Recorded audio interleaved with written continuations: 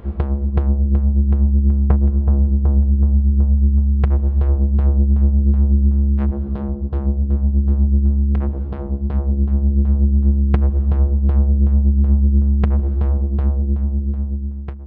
folks, I'm Spencer, and on today's episode of Cult Mania we're looking at Peter Strickland's love letter to the giallo genre, Berberian Sound Studio.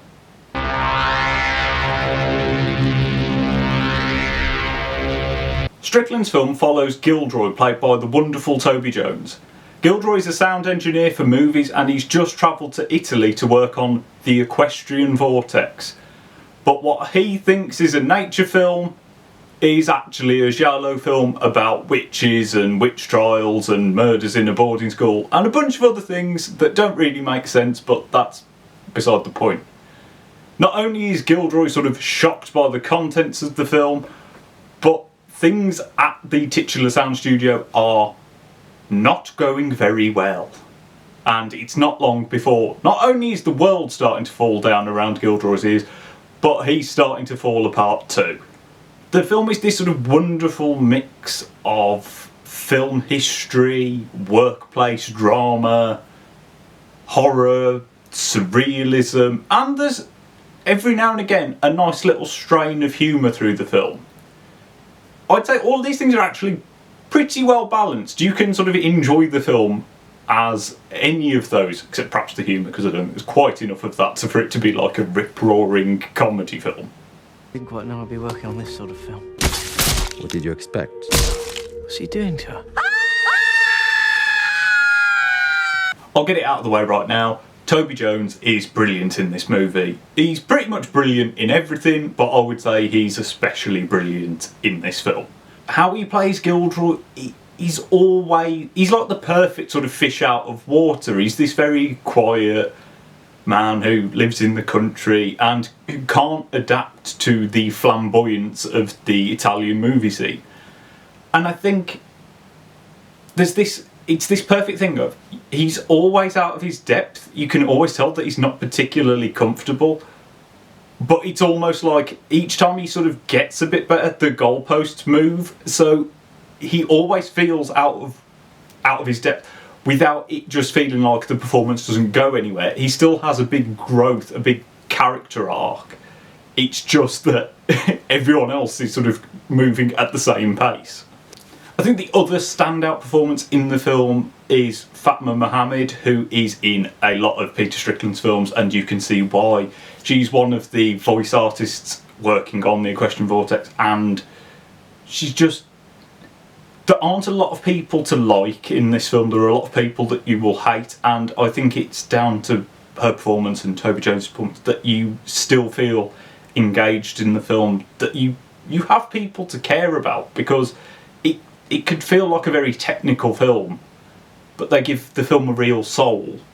And that's not to say that the other performances in the film aren't really good. There are quite a few people who haven't been in very much.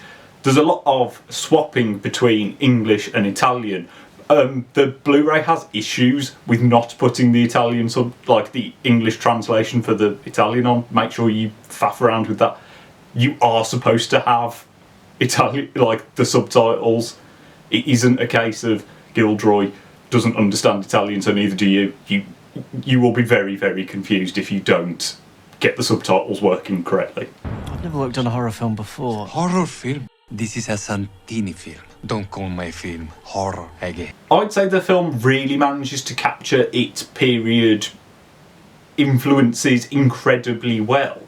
The main way that you're probably going to notice this is in the film's visuals. That's what's going to leap out to most people, I think, first. Now, there are a few scenes that take place outside of the sound studio, but predominantly that is where you are spending your time. I mean, this film even managed to get adapted into a stage play. That's how sort of restricted the amount of sets are. But I mean, it is a fantastic set. The amount of detail that has gone into this place, I mean, it feels very claustrophobic, which works because it's sort of like a chamber drama in a weird way, but that doesn't... There is so much to look at. I mean, there are just, weird pieces of equipment, you know, cables hanging, reels spinning, little monitor waveformy things, knobs, and loads and loads of fruit and veg that is used for the Foley in the film. It really has this sense of you can really feel the film. It's a very tactile film.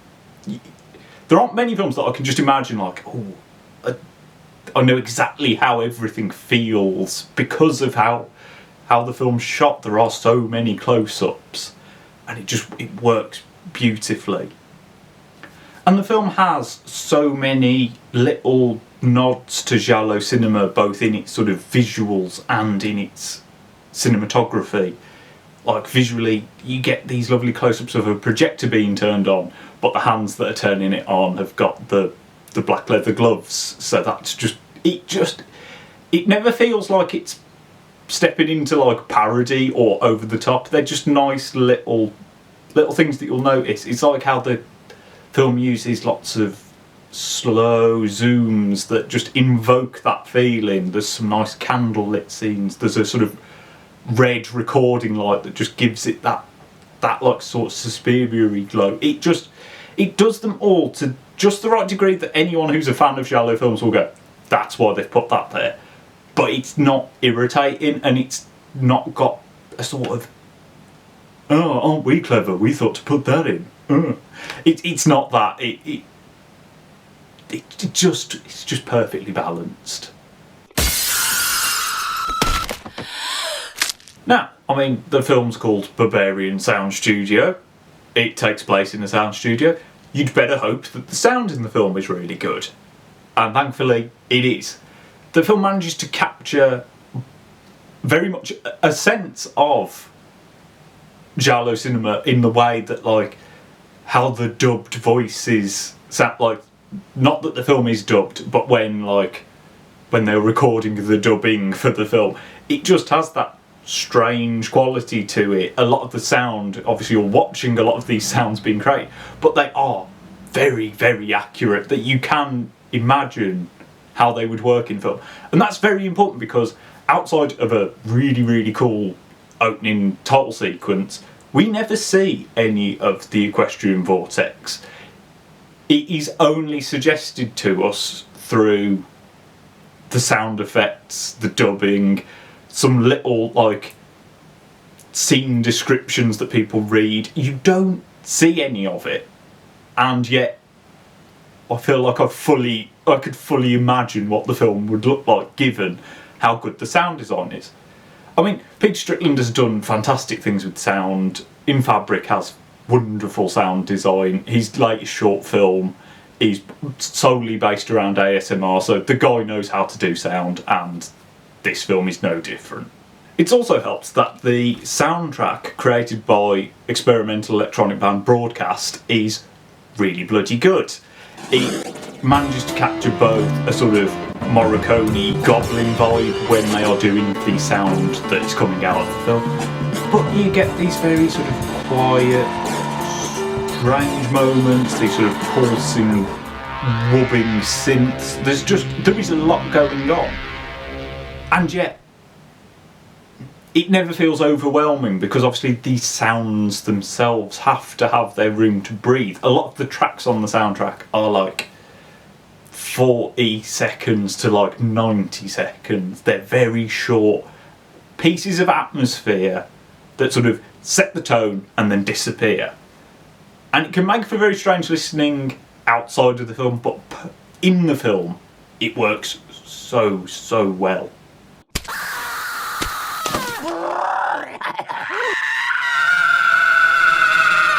The film really shows an understanding of its genre in its narrative, in the way it's structured. I think, you have Toby Jones as the foreigner in a strange land that harks back to something like Bird with the Crystal Plumage. But I think the most important thing is it deals with the misogyny that so many people associate with the giallo genre in a way that you can tell that Peter Strickland knows that it's a big issue with being interested in those films, but it's dealt with in the way that only someone who loves the genre can do. It's tied so inherently to the plot of Berberian Sound Studio, you know, that there are these horrible acts going on to women on screen in the Equestrian Vortex, that has bled back into the studio, and it deals with it really well. And I think it is that element of only someone who is really passionate about the genre could deal with it in a way that it feels so accurate, but still like it's not afraid to deal with it. I think that's the thing. It doesn't feel like a pure attack on the genre, but it doesn't feel like it's holding anything back either.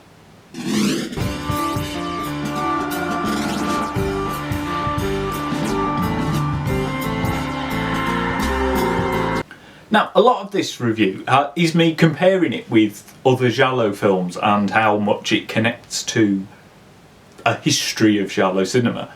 But that isn't all the film has to offer. It's the stuff that, if you are a giallo fan, jumps out at you the most. Like I said, there is plenty in this film that is just pure film history, but it works as a workplace drama for the most part. I mean, it's the best film about a man trying to get his flight ticket reimbursed probably made ever. And I mean, in its last half an hour, it goes fully bananas. It goes proper into strange surrealism, and, you know, I know it gets used a lot, like, it does go sort of Lynchian, strange, possibly into like the realms of something like Videodrome as well. There is so much strangeness in the last act that I don't really want to spoil. I hope nothing there has spoiled anything. I don't think it has. That it's a film that definitely requires a second viewing, because that third act really throws you, I think, and I've gotten more out of this film the more times I've seen it, and I would recommend you watch it, then leave it a month, then watch it again, because there are just little details that you'll pick up because you're sort of less bombarded by the film on a second viewing. And I'd recommend this to anyone who loves cinema. You don't have to love giallo cinema to love it. You'll just get little extra things out of it if you do. If you love cinema and if you love strange films, Berberian Sound Studio, I mean, you've probably already seen it, but it should definitely be on your radar. It is a very, very good, very interesting film. But that is just my opinion. What do you think of Berberian Sound Studio? Also, please, like, put a spoiler warning. But what does the end mean? Because I go backwards and forwards on what the ending of this film means so many times. I'd just love to know what anyone else thinks. Let me know down in the comments. Like and subscribe so you don't miss any more videos. And I shall see you next time.